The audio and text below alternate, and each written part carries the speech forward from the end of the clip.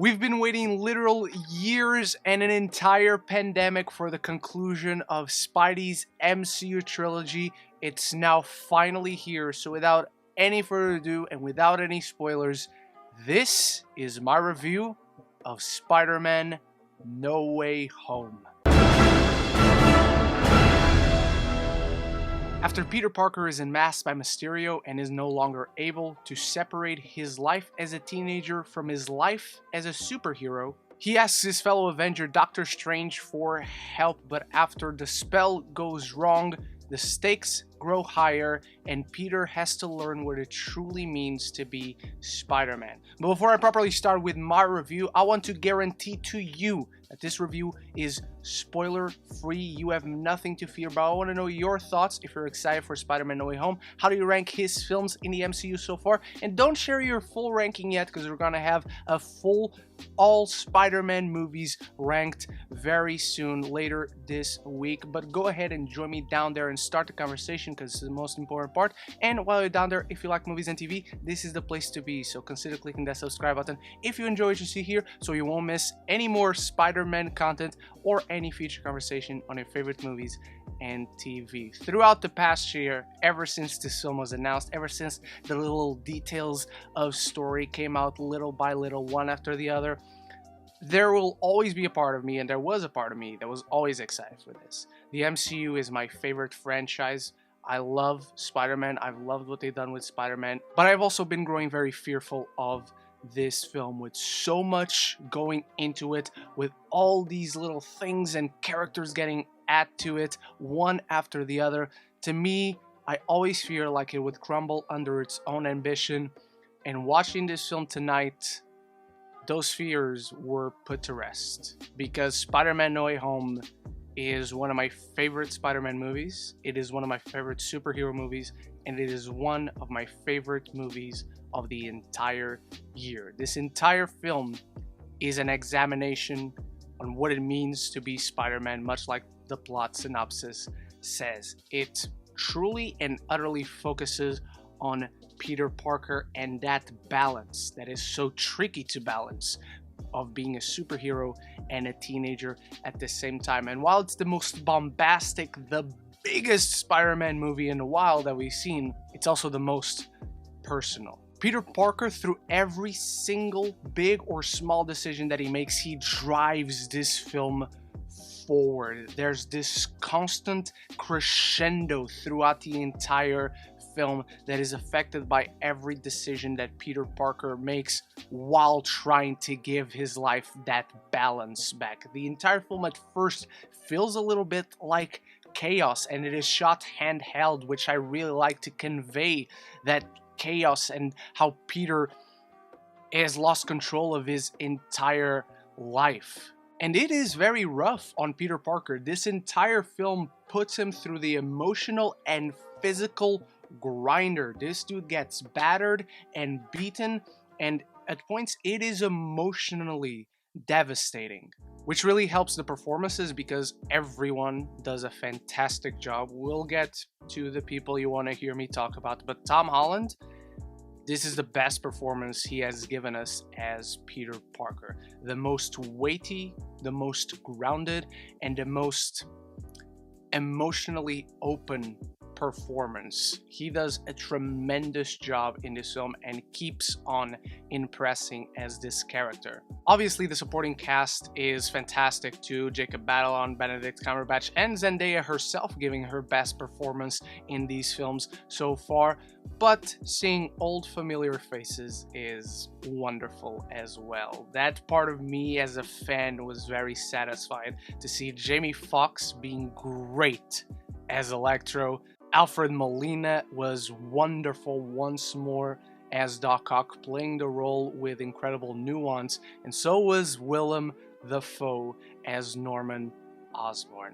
I can't say too much, obviously, but what they did with this character was everything I could have dreamed that they would do with this character. Getting into the psyche of who these characters are, getting into their relationships, their interactions, and that's the best part of this film. We're able to see these characters interact and what comes from those interactions and how they affect the story. And obviously, when it comes to visuals, this film is really great. This is perhaps the best looking Spider-Man out of the MCU Spider-Man trilogy. It also has got some great meaty dialogue that you can tell these actors just loved performing those lines. The dialogue is a great standout, and obviously just as a production in general, it looks fantastic. It's got great action sequences, amazing visual effects, and just tremendous fun to be had when it comes to references and Easter eggs and even other stuff, which leads me into my biggest surprise with this film, and that is that they gave every single element of this film meaning.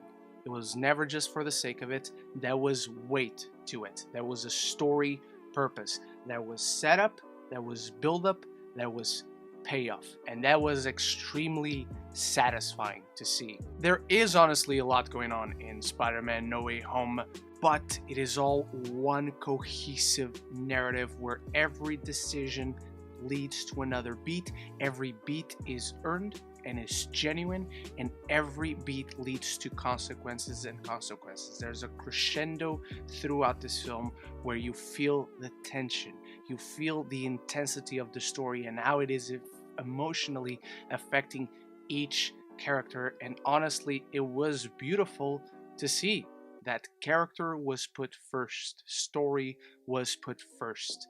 And in that sense, this film is heartbreaking, but as a fan, heart-fulfilling as well. Spider-Man No Way Home in its entirety feels very cathartic on so many levels. It gives stakes and puts weight behind these characters, the decisions they've made, and how they affect one another. It is never just for the spectacle, it is always for the emotion, and that very well paid off.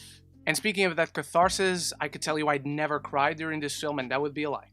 I cried several times. Happy tears, sad tears, from things that satisfied me as a fanboy, which I'll always be of these movies, but genuinely as a story. It carried that weight, and it earned those tears to the point where my favorite bits of this film, yes, there's some great action that I really loved, and again, we'll talk about all that in the spoiler review. My favorite moment in this film is seeing a certain group of characters just talk to each other and interact and really discuss what is the real meaning in this film, because this is a self-discovery story for Peter Parker. Not many films have hit the bullseye so hard when it comes to displaying who a character really is, who that character truly signifies, as well as this film does.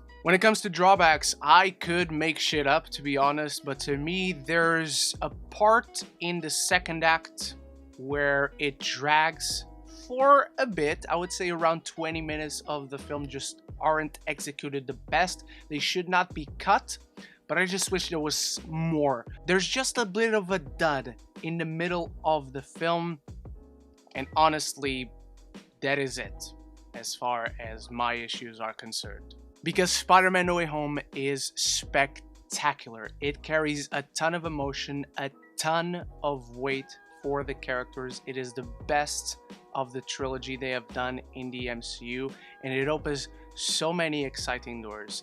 It delivers true catharsis, and it's my favorite superhero movie of the year. I am giving Spider-Man No Way Home an A. Thank you so much for watching. What are your thoughts on Spider-Man No Way Home? If you're excited, if you've seen it by the time you see this video, anything and everything, drop it down there in the comments below. Thank you once more, and stay tuned for the spoiler review, for the ranking video, and for the live spoiler discussion. We got a ton of Spider-Man No Way Home content coming up, and I will have my review of Hawkeye Episode 5 up as well very soon, and I hope to see you on those. And so until the next one, love each other, and love the movies.